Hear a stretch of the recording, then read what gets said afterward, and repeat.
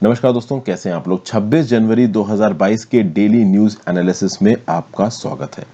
कौन कौन सी न्यूज़ आज हम लोग डिस्कस करने वाले हैं। तो पहला, centre to remind states again of IAS cadre rules. तो भाई आईएएस कैडर रूल्स को बदलने के लिए केंद्र की सरकार और राज्य की सरकार के बीच की झड़प जारी है, इसको देखेंगे। फिर पद्मा अवार्ड्स यहाँ पे दिए जा रहे हैं और पद्मा अवार्ड्स 3 कैटेगरी में दिए जाते हैं। कौन सी 3 कैटेगरीज हैं? जनरल बिपिन रावत जी को, कल्याण सिंह जी को पद्म विभूषण दिया जा रहा है, किसको किसको पद्म श्री दिया जा रहा है, किसको किसको पद्म भूषण दिया जा रहा है। कुछ इंपॉर्टेंट नाम हम यहाँ पे देखेंगे।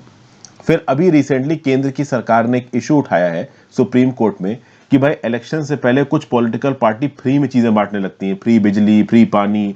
तो इस प्रकार की फ्री चीजों को बांटने के डिक्लेरेशन से वोट खींचना ये अनकॉन्स्टिट्यूशनल होना चाहिए, क्योंकि इस प्रकार के फ्रीबीज लॉन्ग टर्म में सस्टेनेबल नहीं होते हैं। इस पर्टिकुलर न्यूज को देखेंगे। फिर इंडिया ने $29.9 मिलियन दिए हैं UN regular budget assessment for 2022 के लिए। ये क्या चीज है, इसको समझने की कोशिश करेंगे। करप्शन परसेप्शन इंडेक्स को समझने की कोशिश करेंगे। और चोला एरा के इंस्क्रिप्शन पाए गए हैं at a temple near Villupuram in Tamil Nadu. इस पर्टिकुलर न्यूज को समझने की कोशिश करेंगे। ग्रेट निकोबार आइलैंड्स में जो डेवलपमेंटल प्लान चलाने की बात की थी नीति आयोग ने, उसका एक रिस्पेक्ट में एक असेसमेंट आया, इसको देखेंगे। ह्यूमन हेयर के एक्सपोर्ट को कर्व करने की एक न्यूज है, इसके बारे में बात करेंगे। और बात करेंगे 26 जनवरी हमारे गणतंत्रता दिवस के बारे में। तो भाई शुरू करते हैं। इंडिया सेलिब्रेट कर रहा है अपना 73वां रिपब्लिक डे, गणतंत्रता दिवस। इंडिया की मिलिट्री माइट की बात करिए, कल्चरल डाइवर्सिटी की बात करिए, जितने भी यूनिक इनिशिएटिव्स हैं ये यहाँ पे शोकेस किए जाएंगे 73rd रिपब्लिक डे की परेड पे। और यहाँ पे ऑब्वियस सी बात है, इसको लीड कौन कर रहा होगा? ठीक है, प्रेसिडेंट रामनाथ कोविंद जी। और आप कह सकते हो कि India is in the 75th year of independence. तो आजादी का अमृत महोत्सव मनाया जा रहा है, उसमें रिपब्लिक डे सेलिब्रेशन भी यहाँ पे इंपॉर्टेंस रखते हैं। 26 जनवरी 1950 को हमारा कॉन्स्टिट्यूशन अडॉप्ट हुआ था। प्रियम्बल में डेट लिखी है 26 नवंबर 1949। इस दिन प्रियम्बल के ऊपर सिग्नेचर पड़ गए थे, कॉन्स्टिट्यूशन के ऊपर सिग्नेचर पड़ गए थे। लेकिन एक्चुअली में ये कॉन्स्टिट्यूशन लागू कब किया गया? 26 जनवरी 1950 को। क्यों लागू किया गया? तो इसके लिए आपको समझना पड़ेगा, जाना पड़ेगा हिस्ट्री में। हिस्ट्री में 26 जनवरी 1930 को इंडियन नेशनल कांग्रेस ने ओपनली डिक्लेयर कर दिया था डिक्लेरेशन ऑफ इंडियन इंडिपेंडेंस। इससे पहले इंडियन नेशनल कांग्रेस की डिमांड क्या थी? नेहरू जी की, महात्मा गांधी जी की, बाकी जो कांग्रेस के दिग्गज नेता थे, इनकी क्या डिमांड थी ब्रिटिश सरकार से कि हमको डोमिनियन स्टेटस दे दो, हम डोमिनियन स्टेटस में खुश हैं। लेकिन 26 जनवरी 1930 के बाद बोला इंडिया ने कि भाई तुम बाहर निकलो, अब हम कंप्लीट इंडिपेंडेंस चाहते हैं, तुम्हारा डोमिनियन स्टेटस की हमको जरूरत नहीं है। डोमिनियन स्टेटस का मतलब है कि ठीक है भाई, राजा तुम ही रहोगे, फॉरेन अफेयर्स और डिफेंस जैसी चीजें तुम देखना, इंटरनल एडमिनिस्ट्रेशन में ऑटोनॉमस होंगे। तो भाई 26 जनवरी 1930 को था पूर्ण Swaraj day, declaration of Indian independence.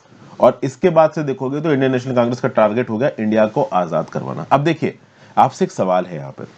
सवाल यह है कि 26 जनवरी 1930 को पूर्ण स्वराज डे मनाया जाएगा, ये कौन से session of the Indian national Congress में डिसाइड किया गया था? दिसंबर 1929 में एक सेशन हुआ था इंडियन नेशनल कांग्रेस का। तो मुझे 2 सवालों का जवाब दीजिएगा। वो सेशन कौन से शहर में हुआ था और वो सेशन दिसंबर के कौन से दिन पे हुआ था? तो किस दिन वो सेशन हुआ था, उस सेशन का नाम क्या है, और किस नदी के किनारे झंडा फहराया था जवाहरलाल नेहरू जी ने? ये 3 क्वेश्चंस, चलिए आप देखते हैं कितना आपको आइडिया है। ओके, चलिए अगली न्यूज पे आ जाते हैं। बट आगे न्यूज को डिस्कस करने से पहले दोस्तों, वीडियो पे लाइक का बटन, अगर अब तक आपने चैनल को शेयर और सब्सक्राइब नहीं किया, कर दीजिए। हो सके तो ज्वाइन बटन दबा के हेल्प करें, आपके ज्वाइन बटन दबाने से काफी मदद मिलती है। तो please click the join button. Instagram पे फॉलो कर लीजिए, टेलीग्राम ग्रुप ज्वाइन कर लीजिए, दोनों ही चीजों का लिंक नीचे दिया हुआ है। और ज्यादा से ज्यादा लोगों के साथ इस लेक्चर को शेयर करें, अपने व्यू पॉइंट और अगर कुछ नॉलेजफुल फैक्ट्स आपको पता है तो उनको आप कमेंट बॉक्स में लिख के दूसरों को भी थोड़ी बहुत नॉलेज बांट सकते हैं, क्योंकि नॉलेज है ही ऐसी चीज, जितना ज्यादा आप उसको बांटोगे उतना ही आपकी बढ़ेगी। चलो, IAS cadre rules DoPT to remind states again. देखिए, department of personnel and training ने एक और रिमाइंडर भेजा है राज्यों को, to respond to its proposal to amend Indian administrative services cadre rules 1954। देखिए, कुछ दिन पहले मैंने आपको वीडियो बना के बताया था कि केंद्र की सरकार ने एक प्रपोजल भेजा है राज्य की सरकारों के पास आईएएस ऑफिसर्स के डेप्यूटेशन को लेके। अब इस प्रपोजल के रिस्पेक्ट में अब तक 16 स्टेट्स ने, राज्यों ने रिस्पॉन्ड किया है। 7 राज्य जैसे कि हरियाणा, मणिपुर, मध्य प्रदेश, त्रिपुरा, उत्तर प्रदेश, गुजरात और अरुणाचल, ये चूंकि बीजेपी गवर्न करती है तो यहां से प्रपोजल पे हामी मिली है कि ठीक है भाई, आप आईएएस का डेप्यूटेशन अपने हिसाब से करो, राज्य एनओसी नहीं देगा। 5 राज्य की सरकारें जैसे कि ओडिशा, मेघालय, झारखंड, राजस्थान और वेस्ट बंगाल, ये अपोजिशन लीड कर रहा है, तो इन्होंने बोला कि नहीं नहीं भाई, ये जो आपके आईएएस कैडर के अमेंडमेंट्स हैं, इस पे हम अपनी हामी नहीं देते। 3 स्टेट्स के चीफ मिनिस्टर, केरला, तमिलनाडु, तेलंगाना, इन्होंने खुद प्राइम मिनिस्टर को चिट्ठी लिखी कि भाई आप ये जो कर रहे हो ये सही नहीं कर रहे हो, ये ठीक नहीं है। अच्छा, केंद्र की सरकार ऐसा कर क्यों नहीं, तो मैं पहले की वीडियोस में आपको बता चुका हूं। ऑल इंडिया सर्विसेज के officers, IAS, IPS, Indian forest services के ऑफिसर्स की सेंटर में काफी कमी पड़ती है, और राज्य की सरकारों का जब कैडर एलोकेट हो जाता है एक आईएएस ऑफिसर को, तो बहुत कम आईएएस ऑफिसर्स को डेप्यूट किया जाता है इन द सेंटर। और अभी के कुछ नियम कानून है, वो नियम कानून अभी डिटेल में मैं आपके साथ डिस्कस करूंगा। तो जो प्रपोज्ड अमेंडमेंट्स है वो यही बोलते हैं, वैसे तो मैं 2-3 बार बता चुका हूं, एक बार और बता देता हूं कि भैया अगर स्टेट के कैडर के ऑफिसर को केंद्र में बुलाया है केंद्र की सरकार ने, और अगर राज्य की सरकार जल्दी से उसको रिलीव नहीं होती है, तो एक टाइम पीरियड के बाद officer will be stand relieved. Stand relieved एक टर्म होता है केंद्र की सरकार में, राज्य की सरकार में। जैसे फॉर एग्जांपल आप किसी भी सरकारी डिपार्टमेंट में पोस्टिंग हो, मतलब आपकी काम हो, कार्यरत हो आप, मान लीजिए आपका पोस्टिंग ऑर्डर आया कि आपका ट्रांसफर इस डिपार्टमेंट से दूसरे डिपार्टमेंट में किया जा रहा है, तो आपको कुछ टाइम पीरियड के अंदर रिलीव करना होता है। अच्छा, जब आपका ट्रांसफर एक डिपार्टमेंट से दूसरे डिपार्टमेंट में होता है, तो जिस डिपार्टमेंट में आप हो उसका जो एचओडी है ना, वो आपको रिलीव करता है वहां से।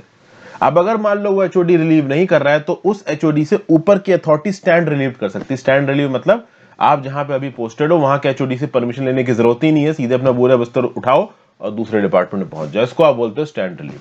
तो अगर अभी आप राज्य की सरकार में एज एन आईएएस ऑफिसर कार्यरत हो और आपको केंद्र में बुलाया गया है, राज्य की सरकार अगर आपको कुछ समय में नहीं छोड़ रही है, तो केंद्र की सरकार ऑर्डर इशू करेगी स्टैंड रिलीव्ड का, और फिर आपको राज्य की सरकार से परमिशन लेने की जरूरत ही नहीं है, सीधे केंद्र के डिपार्टमेंट में रिपोर्ट करो। अभी तक क्या था कि एक नो ऑब्जेक्शन क्लियरेंस लेना पड़ता था राज्य की सरकारों से, एक एनओसी लेनी पड़ती थी, अब वो एनओसी भी लेने की जरूरत नहीं है, सीधे सीधे केंद्र की सरकार में पहुंचो। अभी की जो डेपुटेशन के नियम है वो किस प्रकार से काम करते हैं, तो इंडियन एडमिनिस्ट्रेटिव सर्विसेज के लिए rule 6 clause 1 of the IAS cadre rules 1954, ठीक है, ये मई 1969 में लाए गए थे। इन रूल्स में क्या लिखा हुआ है, a cadre officer may with the concurrence of the state government concerned and the central government be deputed for service and at the central government or other state government or under a company, association or body of individuals, whether incorporated or not, which is wholly or substantially owned or controlled by the central government or by another state government। ये क्या मतलब है, मतलब ये है कि भाई अभी के नियम कानूनों के हिसाब से आईएएस कैडर का कोई ऑफिसर, मान लो अगर वो राज्य की सरकार में डिप्यूटेड है, अब देखिए सीधी बात है, जब आप आईएएस में जाओगे तो आपको एक राज्य का कैडर एलोकेट होगा, मान लो उत्तर प्रदेश कैडर आपको एलोकेट हुआ, तो अगर आप केंद्र में भी डिप्यूटेड हो, आपको राज्यों में भेजना है, तो केंद्र की सरकार, राज्य की सरकार दोनों का अप्रूवल लगेगा। सिमिलरली अगर आप राज्य में पोस्टेड हो, तो राज्य से केंद्र में आने के लिए केंद्र की सरकार और राज्य की सरकार दोनों का अप्रूवल लगेगा। और यहां पे आईएएस ऑफिसर सीधे सीधे केंद्र और सरकार के अंदर ही काम नहीं करते, बहुत सारी कंपनीज होती हैं जो राज्य की सरकार ओन करती है या केंद्र की सरकार ओनती है। जैसे for example oil and natural gas commission, ये एक सरकारी कंपनी, जो कि इसके मैक्सिमम शेयर सरकार के पास है, तो इसके बोर्ड ऑफ डायरेक्टर्स में भी कभी कभी आईएएस पोस्ट कर दिए जाते हैं। तो आप कह सकते हो कि एक सरकारी कंपनी में किसी भी पोजीशन पे एक आईएएस ऑफिसर को डेप्यूट किया जा सकता है, जिसमें कॉन्करेंस लगेगा केंद्र की सरकार का भी और राज्य की सरकारों का भी। ओके, ये चीज है। अब ये जो नए प्रपोज्ड अमेंडमेंट्स है वो यही है कि भाई मान लो अगर केंद्र की सरकार कहीं डिप्यूट करने को बोल रही हो और राज्य की सरकार एनओसी दे दे, तो उस एनओसी की जरूरत नहीं पड़ेगी, केंद्र की सरकार के हाथ में अल्टीमेटली आ जाएगा कि वो आईएएस ऑफिसर कहां पे पोस्ट होगा। और इसीलिए राज्य की सरकारें यहां पे अपोज कर रही हैं, कह रही हैं कि ये फेडरलिज्म के प्रिंसिपल को वायलेट करता है।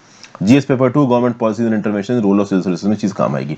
न्यूज में क्यों है, क्योंकि आईएएस कैडर रूल्स को अमेंड करने के लिए फिर से एक रिमाइंडर भेजा है केंद्र की सरकार ने राज्य की सरकार को, और मोस्ट प्रोबेबली इस बार जो बजट सेशन शुरू होने वाला है 1 फरवरी 2022 में, इस बजट सेशन में इन आईएएस ऑफिसर्स के डेप्यूटेशन से रिलेटेड कुछ ना कुछ नियम कानून जरूर बदले जाएंगे, इसलिए यहां पे एक रिमाइंडर भेजा गया। अगला है general Bipin Rawat and Kalyan Singh awarded Padma Vibhushan. देखिए, अगर पद्मा अवार्ड्स की बात की जाए तो 3 कैटेगरी में पद्मा अवार्ड्स दिए जाते हैं। इनको इंस्टीट्यूट किया गया था 1954 में, और तब से लगातार हर साल रिपब्लिक डे पे अवार्ड्स बांटे जाते हैं। 1978 टू 1979 में नहीं बांटे गए थे, 1993 टू 1997 में नहीं बांटे गए थे। चलो आपसे एक सवाल पूछता हूं, बता दीजिए इन सालों में पद्मा अवार्ड्स क्यों नहीं बांटे गए। लेट्स सी आप कितने ध्यान से चीजों को पढ़ते हो, समझते हो। वैसे तो मैं यहाँ पे आपको बता सकता हूं, लेकिन आप नीचे कमेंट बॉक्स में लिख के बताओ, थोड़ी ब्रेनस्टॉर्मिंग आप भी करो, थोड़े एफर्ट्स आप भी अलग से मारो। तो 3 कैटेगरी में दिए जाते हैं अवार्ड्स। पद्म विभूषण सबसे हाईएस्ट है इन तीनों में, for exceptional and distinguish service. उसके बाद है Padma Bhushan for a distinguish service of high order, और तीसरा है पद्मश्री फॉर डिस्टिंग्विश सर्विस। मतलब पद्मश्री थोड़ा नीचे है, उससे ऊपर पद्म भूषण, उससे ऊपर पद्म विभूषण, और उससे भी ऊपर चले जाओगे तो कहां पहुंच जाओगे, भारत रत्न। पर भारत रत्न पद्मा अवार्ड की कैटेगरी में नहीं आता, दैट इज डिफरेंट। ओके, अच्छा, तो अगर मान लीजिए किसी को पद्मश्री दिया गया, उसके बाद अगर उसने कुछ और तो अच्छा किया है, उसको पद्म भूषण देना है, तो कम से कम 5 साल का पीरियड निकल गया हो, ठीक है ना। लेकिन अगर कोई और एक्सेप्शनल पर्सन है जिसको भाई, जिसने इतना कुछ बड़ा कर दिया है कि उसको अवार्ड देना बनता है, तो अवार्ड कमेटी ये 5 साल का जो इंटररेग्नम है इसको अवॉइड भी कर सकता है। ओके, और 1 साल में जो भी आप अवार्ड देते हो वो 120 से ज्यादा नहीं होने चाहिए। इस 120 में पॉस्थुमस अवार्ड, मतलब वो लोग जिनकी मृत्यु हो गई होती है, उनकी मृत्यु के बाद उनको अवार्ड दिया जाता है, या वो लोग जो एनआरआई हैं, फॉरेनर्स हैं, या ओवरसीज सिटीजन ऑफ इंडिया है, वो इस 120 की गिनती में काउंट नहीं होंगे। जो अभी जिंदा पर्सन हैं और इंडिया के सिटीजन हैं, वो मैक्सिमम 1 साल में 120 पद्मा अवार्ड बांटे जा सकते हैं। ठीक है भाई, ओके। इन पद्मा अवार्ड्स को एज अ टाइटल की तरह इस्तेमाल नहीं किया जा सकता। जैसे आप टाइटल में यूज करते हो ना, मिस्टर हर्षित द्विवेदी, या फिर मिस, कोई भी आप नाम ले लो, तो उस टाइटल की तरह या फिर सफिक्स प्रीफिक्स की तरह पद्मा अवार्ड्स को यूज नहीं कर सकते, ना ही आप भारत रत्न को यूज कर सकते हो। ओके, ये जो पद्मा अवार्ड्स हैं, इनकी नॉमिनेशंस को पद्मा अवार्ड्स कमेटी के पास रखा जाता है। इसको प्राइम मिनिस्टर कॉन्स्टिट्यूट करते हैं हर साल। इसमें कैबिनेट सेक्रेटरी होते हैं इस पद्मा अवार्ड्स कमेटी में, होम सेक्रेटरी होता है, सेक्रेटरी टू द प्रेसिडेंट, और 4 से 6 एमिनेंट मेंबर्स के होते हैं जिनको प्राइम मिनिस्टर अपॉइंट करते हैं। जो रिकमेंडेशन होते हैं वो प्रधानमंत्री जी के पास जाते हैं और प्रेसिडेंट ऑफ इंडिया के पास जाते हैं अप्रूवल के लिए। अब देखते हैं अवार्ड किसको किसको दिए गए। तो भाई हमारे जनरल विपिन रावत साहब, first chief of defence staff, अभी ही रिसेंटली हेलीकॉप्टर क्रैश में इनकी अनफॉर्चुनेटली मृत्यु हो गई, तो इनको दिया जाएगा पद्म विभूषण। और फॉर्मर उत्तर प्रदेश के चीफ मिनिस्टर कल्याण सिंह जी को भी दिया जाएगा पद्म विभूषण, जो कि चीफ मिनिस्टर थे उत्तर प्रदेश के बाबरी मस्जिद डेमोलिशन के दौरान। फिर अगर आप देखो तो former chief minister of Jammu and Kashmir Ghulam Nabi Azad और फॉर्मर वेस्ट बंगाल के सीएम बुद्धदेव भट्टाचार्य को दिया जाएगा Padma Bhushan. Biotech Suchitra, biotech, Bharat biotech क्या बना रही है, कौन सी दवाई बना रही है आपको पता है, कोवैक्सीन। तो इसके सुचित्रा और कृष्ण एला को, और सीरम इंस्टीट्यूट ऑफ इंडिया के साइरस पूनावाला को, जो कि इंडिया की कोवैक्सीन और कोविशील्ड बना रहे हैं, इनको दिया जाएगा पद्म भूषण। ठीक है भाई। उसके साथ साथ नटराजन चंद्रशेखर, जो कि चेयरमैन है टाटा सन्स के, फिर former union home secretary and comptroller general of India Rajiv Mehrishi को, इनको भी दिया जाएगा पद्म भूषण। फिर भाई सत्य नदेला, जो कि अभी के लिए चेयरमैन है, सीईओ है माइक्रोसॉफ्ट कॉर्पोरेशन के, और सुंदरराजन पिचाई, ठीक है ना, सुंदर पिचाई जिनको बुलाते हैं, जो कि सीईओ है अल्फाबेट इंक गूगल के, इनको भी दिया जाएगा पद्म भूषण। फिर पंजाबी सिंगर गुरमीत बावा, इनको पद्म भूषण दिया जा रहा है पोस्टुमसली, मतलब इनकी मृत्यु हो चुकी है। नीरज चोपड़ा साहब, ये हीरो बन चुके हैं, नेशनल हीरो, 2021 के टोक्यो ओलंपिक्स में इन्होंने गोल्ड मेडल जीता, इनको दिया जा रहा है पद्मश्री। ठीक है ना। Paralympics medal winner Avani Lekhara को दिया जा रहा है पद्मश्री। सोनू निगम को दिया जा रहा है पद्मश्री। फिर गुरु प्रसाद मोहापात्रा, जो कि farmer airport authority of India के चेयरमैन और डीपीआईआईटी के सेक्रेटरी रह चुके हैं, इनको पद्मश्री दिया जा रहा है इनकी मृत्यु के बाद पोस्टुमसली। राधे श्याम खेमका, जो प्रेसिडेंट गीता प्रेस के, ये हिंदू रिलीजियस बुक्स पब्लिशर थी, इसको पद्म विभूषण दिया जा रहा है पोस्टुमसली। कुल मिला के 128 पद्मश्री अवार्ड्स दिए गए हैं।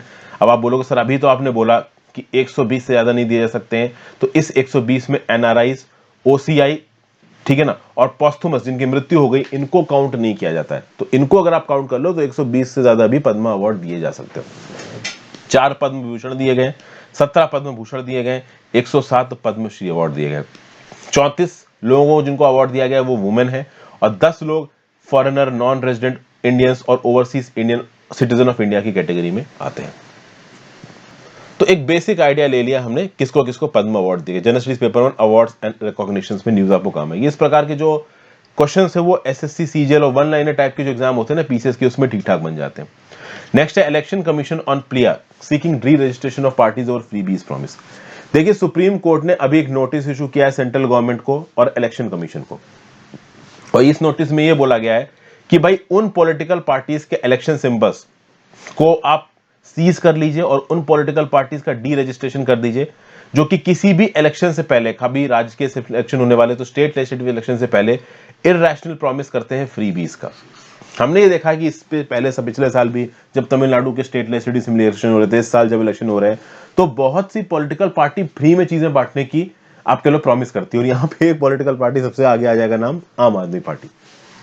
ये जो प्लिया है, आप देखिए, ये बहुत पॉलिटिकल न्यूज बन सकती है। ये न्यूज बड़ी इंटरेस्टिंग है, बहुत हद तक पॉलिटिकल है। अलग अलग लोग जो अलग अलग पॉलिटिकल पार्टीज को सपोर्ट करते हैं, वो इस पर्टिकुलर न्यूज को अलग अलग तरीके से देखेंगे। कुछ लोग बोलेंगे कि भारतीय जनता पार्टी जबरदस्ती यहां पे कुछ पॉलिटिकल पार्टीज के ऊपर प्रेशर डालना चाहती है, ठीक है।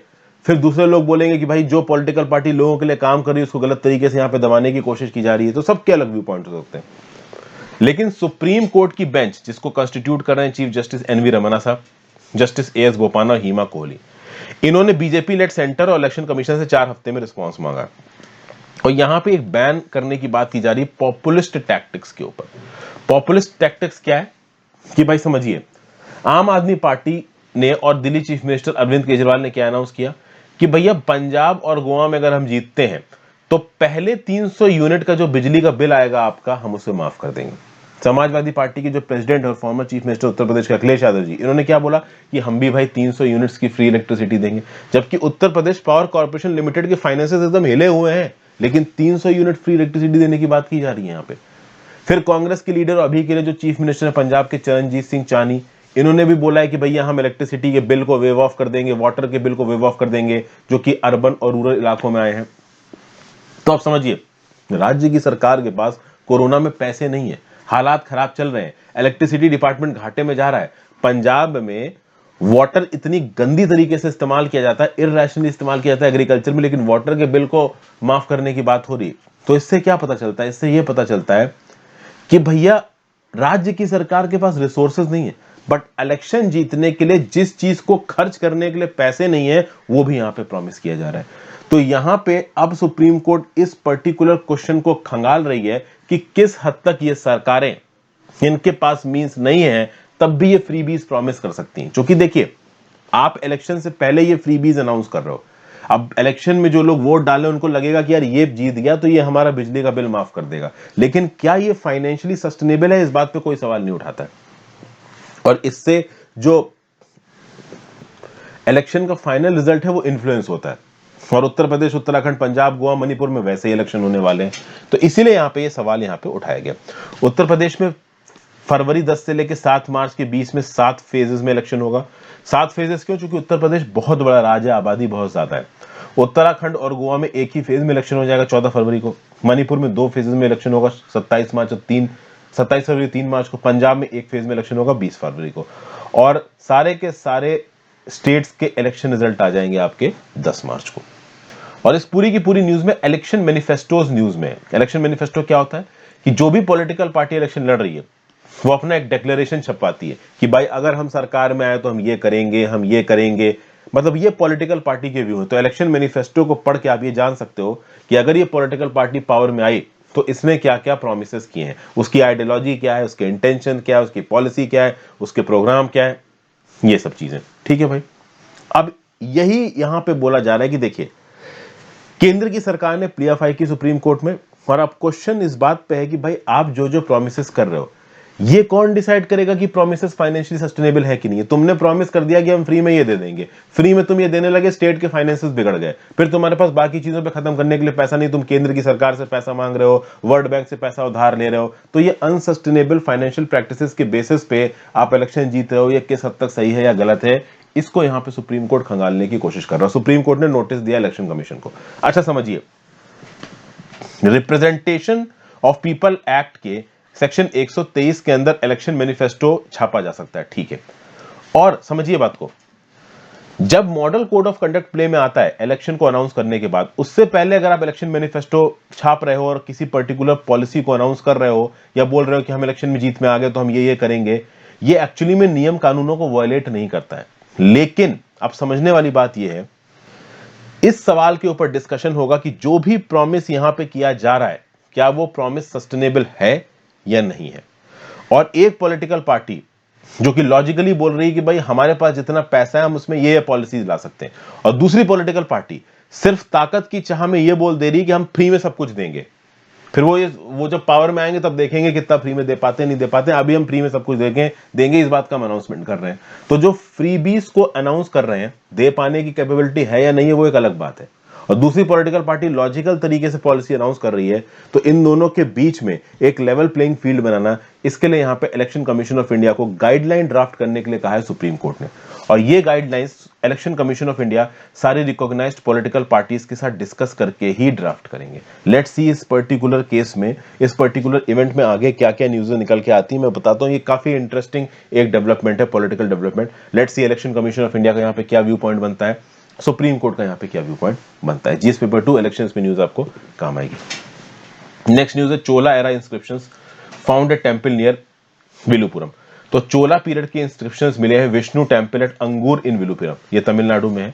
ये कुलुथोंगा 1 1070 से लेके 1120 चोला राजा, विक्रम चोला 1118 से 1135 और कुलुथोंगा 2 1133 से 1150 एडी तक जिन राजाओं के राज थे उस समय के इंस्क्रिप्शन है। और ये पर्टिकुलर इंस्क्रिप्शंस इंपॉर्टेंट इसलिए हो जाते हैं विष्णु टेंपल में, क्योंकि ये टेंपल के समय पे ग्रैंडफादर, फादर और सन तीनों एसोसिएटेड थे टेंपल से, तो तीनों के इंस्क्रिप्शंस है। लगभग 10,000 इंस्क्रिप्शंस मिले हैं engraved on copper and stone, ठीक है।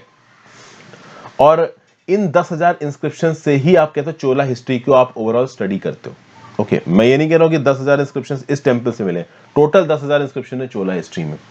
और इन इंस्क्रिप्शंस में चोला रूलर्स ने कितने एंडोमेंट्स दिए, कितने लैंड डोनेशंस दिए, कितने लैंड ट्रांजैक्शन हुए, कितने प्रकार के टैक्सेस लगाए गए, ये सब कुछ लिखा हुआ है। स्टोन इंस्क्रिप्शंस के अलावा कॉपर प्लेट्स के ऊपर चोला के समय पे रॉयल ऑर्डर्स लिखे जाते थे, क्या जेनोलॉजी थी, क्या वॉर्स हुए, क्या कॉन्क्वेस्ट हुए, क्या एडमिनिस्ट्रेटिव डिविजन्स हुए, क्या लोकल गवर्नेंस हुआ, क्या लैंड राइट्स थे, कितने प्रकार के टैक्सेस लगाए जाते थे। ये आज की डेट में हमको चोला एम्पायर के समय पे पता है।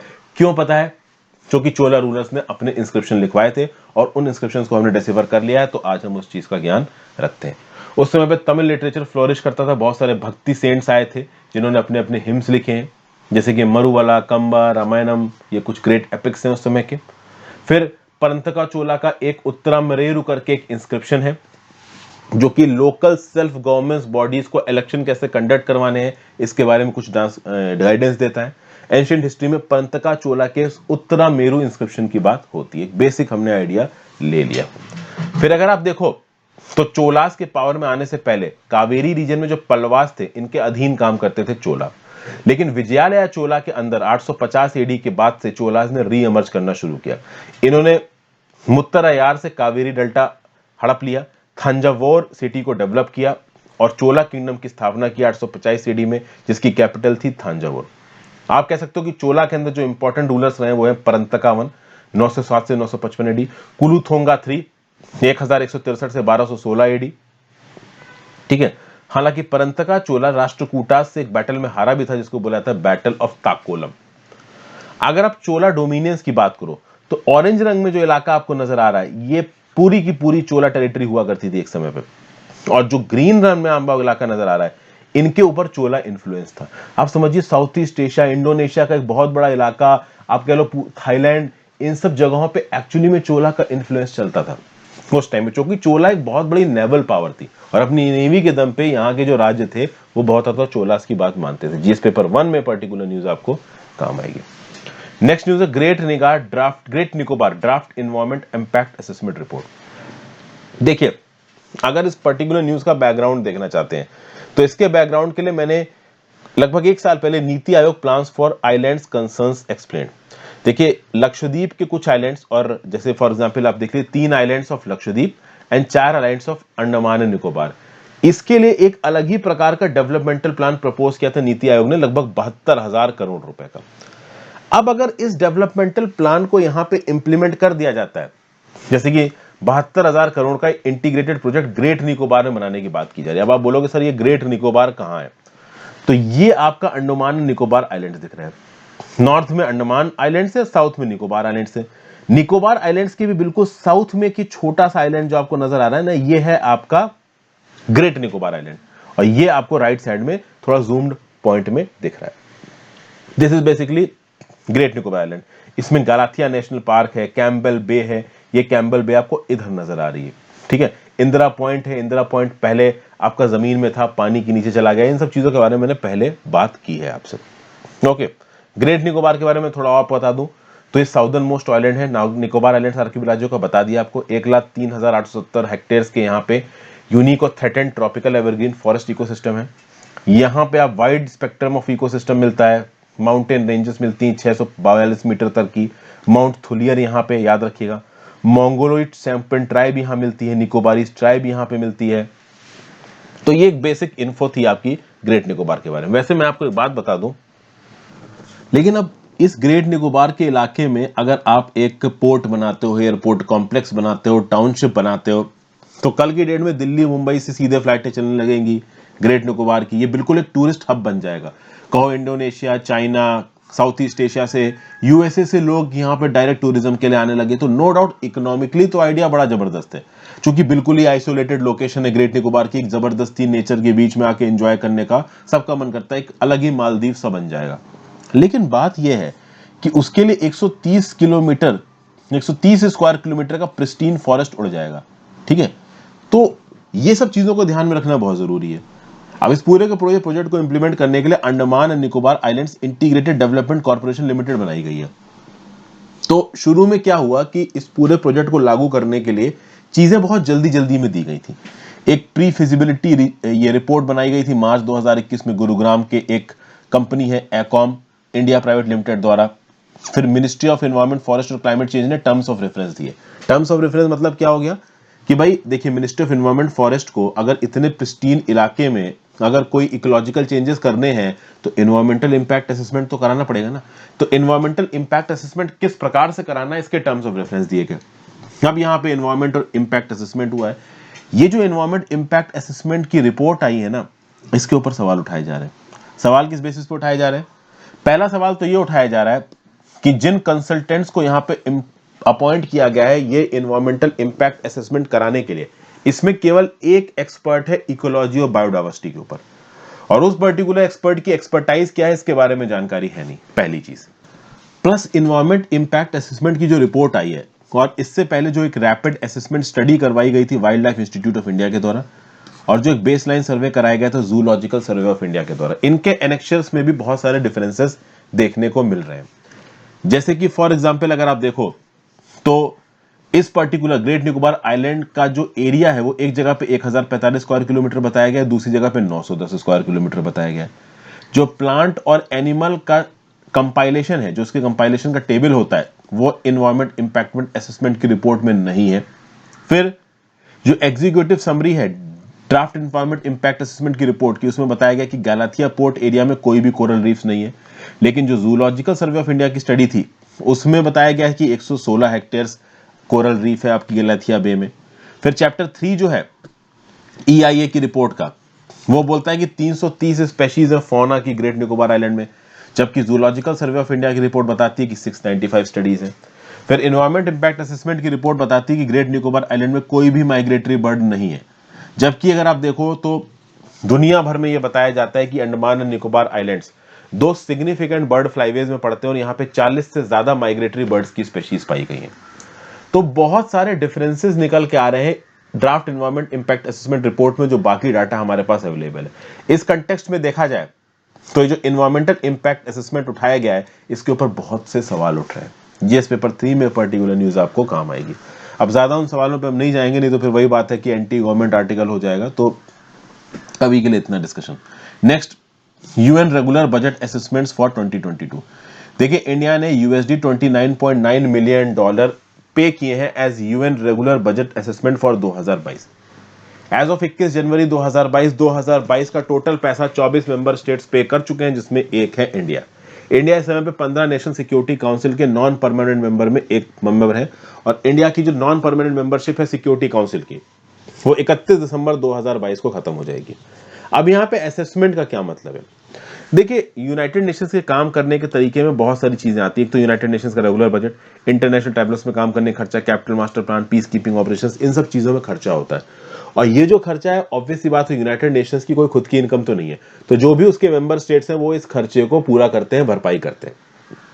तो समय समय पे अप्रूव्ड अप्रोप्रिएशन के थ्रू ये डिसाइड किया जाता है कि कौन सी कंट्री को यूनाइटेड नेशंस को कितना पैसा देना है, और वो पैसा देना होता है।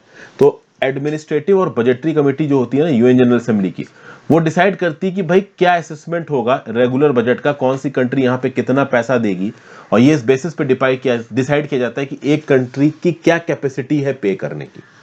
ओके, फिर जो पीस कीपिंग बजट असेसमेंट होते हैं वो रेगुलर बजट रेट्स के साथ जुड़े हुए होते हैं, और ऑब्वियस सी बात है पुअर कंट्रीज के लिए यहाँ पे डिस्काउंट होता है। पीस कीपिंग बजट में पुअर कंट्रीज को कम पैसा देना है, और जो सिक्योरिटी काउंसिल के 5 परमानेंट मेंबर्स हैं उनको यहाँ पे ज्यादा पैसा देना, क्योंकि पीस कीपिंग ऑपरेशंस वही ऑथराइज करते हैं पूरे दुनिया भर में।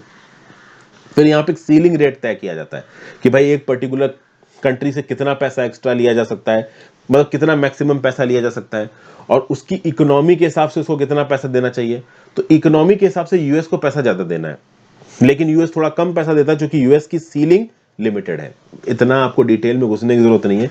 इकोनॉमी के हिसाब से मान लीजिए यूएस को $100 देना है, लेकिन सीलिंग $95 पे तय कर रखी है, तो $5 यूएस से थोड़ा कम दे रहा है, तो उतना डिटेल टेक्निकल में आपको जानने की जरूरत नहीं है। बेसिकली यहाँ पे न्यूज ये है, रेगुलर बजट असेसमेंट हर साल कैलकुलेट किया जाता है, किसके द्वारा? एडमिनिस्ट्रेटिव एंड बजट कमेटी के द्वारा, कि भाई कौन सी कंट्री को कितना पैसा देना है यूनाइटेड नेशंस के ऑपरेशन को चलाने के लिए। इंडिया ने अपना पूरा पैसा भर दिया है, यही न्यूज थी। GS paper 2 important international institutions में न्यूज आपको काम आएगी। फिर करप्शन परसेप्शन इंडेक्स इंडिया की 180 कंट्रीज में 85वीं रैंक है, 85th रैंक। रिपोर्ट किसने रिलीज की है? ट्रांसपेरेंसी इंटरनेशनल ने। अगर आप देखो तो इंडिया की रैंक 2020 में 86 थी और 2021 में 85 है। आसपास जितनी भी कंट्रीज है इंडिया की, भूटान को छोड़ दो तो बाकी सब इंडिया के नीचे है। भूटान की रैंक है 16। आप कह सकते हो कि भूटान काफी अच्छी पोजीशन में है। सॉरी, भूटान की रैंक नहीं पता, यहां पे ये बताया गया कि Pakistan drop 16 spots in the index. देखिए ओवरऑल टोटल कंट्रीज में 180 कंट्री में पाकिस्तान 140वें नंबर पे, मतलब पाकिस्तान करप्शन परसेप्शन इंडेक्स में बहुत नीचे है, बहुत करप्शन है वहां पे। और कुछ दिन पहले आप इस प्रकार की न्यूज भी सुन रहे होंगे, बहुत सारे मीडिया आउटलेट्स ने इसको कवर किया था कि इमरान खान की सरकार के अंदर पाकिस्तान में करप्शन और ज्यादा बढ़ गया। ये जो इंडेक्स है ये 180 कंट्रीज और टेरिटरीज को रैंक करता है, ओके।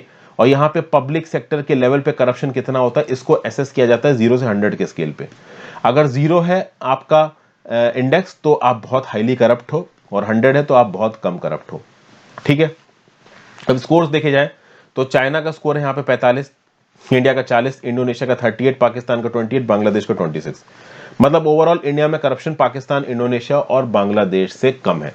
लेकिन इंडिया में सिचुएशन थोड़ी वरिंग इसलिए बताई जा रही है क्योंकि इंडिया के अंदर फंडामेंटल फ्रीडम्स के ऊपर कुछ इश्यूज बताए जा रहे हैं। जर्नलिस्ट और एक्टिविस्ट को टारगेट किया जा रहा है, पॉलिटिकल मिलिटेंट्स और क्रिमिनल गैंग्स प्रोलिफरेट कर रहे हैं इंडिया में। फिर defamation, sedition, hate speech, contempt of court, इन सब चीजों के बेसिस पे ओवरऑल आप कह लो तो जो पॉलिटिकल फ्रीडम है वो दब रही है। पॉलिटिकल फ्रीडम दब रही मतलब करप्शन बढ़ रहा है, ये यहाँ पे बताया जा रहा है। सबसे कम करप्ट कंट्रीज दुनिया में कौन सी है? तो Denmark, Finland, New Zealand and Norway, इन्होंने टॉप किया है इस पर्टिकुलर लिस्ट में। जीएस पेपर 2 इंटरनेशनल रिपोर्ट्स में न्यूज काम आएगी। फिर आज की आखिरी न्यूज, गवर्नमेंट ने रिस्ट्रिक्शंस लगा दिए हैं ह्यूमन हेयर एक्सपोर्ट पे। तो भैया अब अगर आपको ह्यूमन हेयर का एक्सपोर्ट करना है तो आपको directorate general of foreign trade से लाइसेंस लेना पड़ेगा। Director general of foreign trade से आपको परमिशन यहाँ पे लेनी पड़ेगी।